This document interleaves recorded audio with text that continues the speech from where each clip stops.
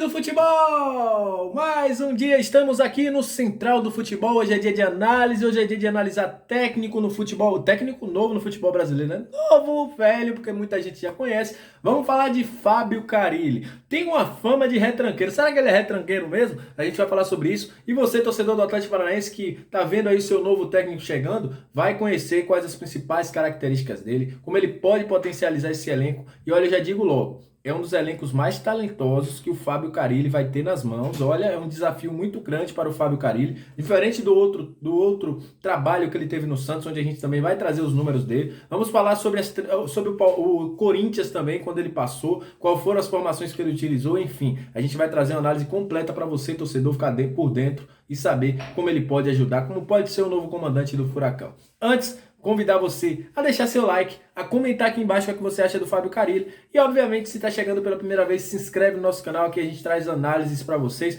A gente vai começar também a trazer dicas para o Cartola para você aprender como você pode escalar um jogador, quais são as principais características de um jogador para você imitar, enfim, é aqui no Central do Futebol. Mas vamos falar de Fábio Carille, porque é o seguinte, Fábio Carille, treinador, né? Estava no Santos. Só vou fazer logo um panorama dele na última temporada no Santos. Está passando aí na sua tela números cedidos pelo SofaScore. Foram 27 jogos, 9 vitórias, 8 derrotas, 10 empates, 45,7% de aproveitamento, 23 gols pró e tomou 24 gols. Aí você vai ficar logo assustado. Pô, como é que o cara ganhou só 9, empatou 7, tomou mais gol do que fez? E a gente vai falar. Estava com um elenco um pouco mais desequilibrado. Considero que foi um dos grandes desafios treinar o Santos. O Santos vinha com um elenco cheio de garotos, perdeu alguns jogadores, era um time muito desequilibrado. Mas mesmo assim o Carille, por um certo momento, conseguiu equilibrar, jogando até com 3-5-2 quando ele jogou no Santos, um 4-3-3,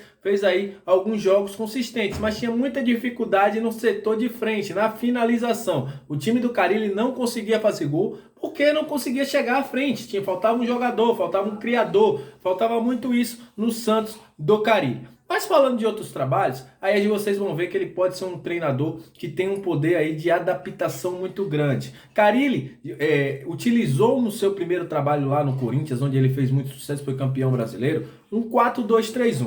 Nesse time, era um time que era muito consistente defensivamente, isso já vinha dos outros técnicos que tinham passado anteriormente, como o próprio Oswaldo e o Cristóvão Borges. Era um time que era muito agudo, utilizava aí muito vertical, utilizava muitos contra-ataques. E vamos lembrar, né, daquele campeonato de 2017 que a galera ficava tirando onda. O Corinthians só ganha de 1-0, o Corinthians não toma gol. O único que conseguiu furar o bloqueio do Corinthians naquele ano foi o Vitória.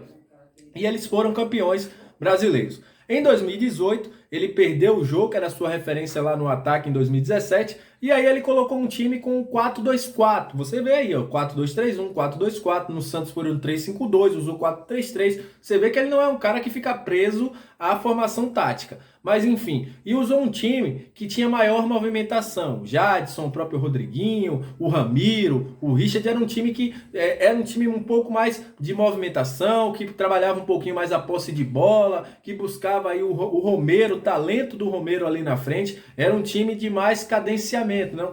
Um time que trabalhava um pouquinho melhor a bola. Não teve tanto sucesso como em 2017, mas foi um time que tinha uma consistência, tinha seus valores e até apresentou bons valores individuais. Em 2019, quando ele volta ao Corinthians, que ele tinha saído para fora, né, por uma proposta muito boa lá na Arábia Saudita, ele volta com 4-2-3-1 novamente, em 2019. E aí ele utilizava bastante o meio de campo novamente, o meio de campo que trabalhava muito bem, com um cabeça de área e um volante que saía mais pro jogo. O próprio Ramiro era o cara que saía mais pro jogo, um cara de mais qualidade no passe. Era um time que trabalhava muito bem do meio de campo para a bola ir ali para o Casinho ou para outro ali, o próprio Gustavo, que era o atacante. Era um time que trabalhava um pouquinho mais a bola.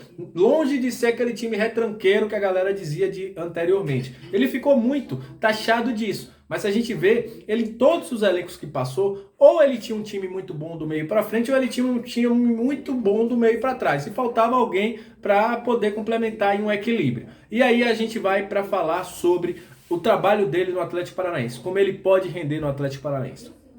Num time onde você tem Lucas Halter, Pedro Henrique, o próprio Nico Hernandes, Thiago Heleno na defesa, um elenco muito vasto, tem bons laterais, tem aí, mais à frente, ele pode ter no meio de campo jogadores aí como Terans, pode ter o Coelho, tem um Canóbio mais à frente também. É um time muito qualificado, onde eu acredito que ele pode até utilizar o 4-2-3-1, colocando o Pablo ali à frente, ou até o Marcelo Cirino, como vem sendo utilizado. Mas eu acredito que ele primeiramente vai aí fazer uma consistência defensiva e vai ter um equilíbrio, porque é um time que tem qualidade tanto do atrás como para frente. É um time que tem um Abner na lateral, o próprio Kelvin, enfim, é um cara que ele vai conseguir trabalhar melhor esse time dele. O time do Atlético Paranaense tem tudo para ser um time equilibrado. Obviamente que não vai ser da noite pro dia. O Atlético Paranaense está na Libertadores, está jogando no Campeonato Brasileiro, vai ter pouco tempo para se adaptar. Mas acredito que o Carille vai inicialmente colocar suas ideias defensivas, onde ele é muito bom, onde ele consegue fazer um time defensivamente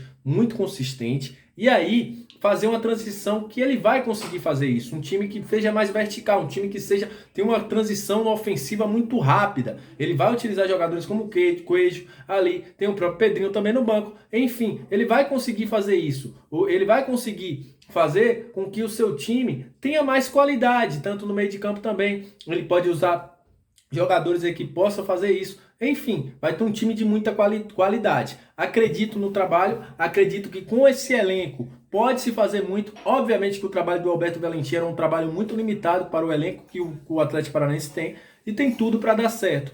Claro, o Carille teve algumas dificuldades, principalmente na parte ofensiva quando passou no Santos, mas por falta de jogadores. Teve também uma parte ofensiva também no Corinthians em algum momento, mas acredito que ele vem para agregar esse time do Atlético Paranaense e pode sim ser um dos grandes trabalhos dele. Claro que precisa muito dos atletas entenderem aquilo que o técnico vai passar, do próprio técnico entender o material humano que ele tem para poder ter esse casamento. Precisa muito disso. O atleta entender o que é que o técnico quer e aplicar dentro de campo, o atleta conseguir assimilar essas ideias e o próprio técnico entender que o seu elenco pode isso ou mais. Acho que ele não vai se limitar a ser um técnico retranqueiro, até porque tem um elenco que pode mais, é um dos elencos hoje mais talentosos do futebol brasileiro. Pode não ser um elenco de grandes nomes, mas é um elenco muito talentoso, principalmente do meio para frente, e o Carille tem tudo para dar certo no Atlético Paranaense e a gente vai esperar para ver.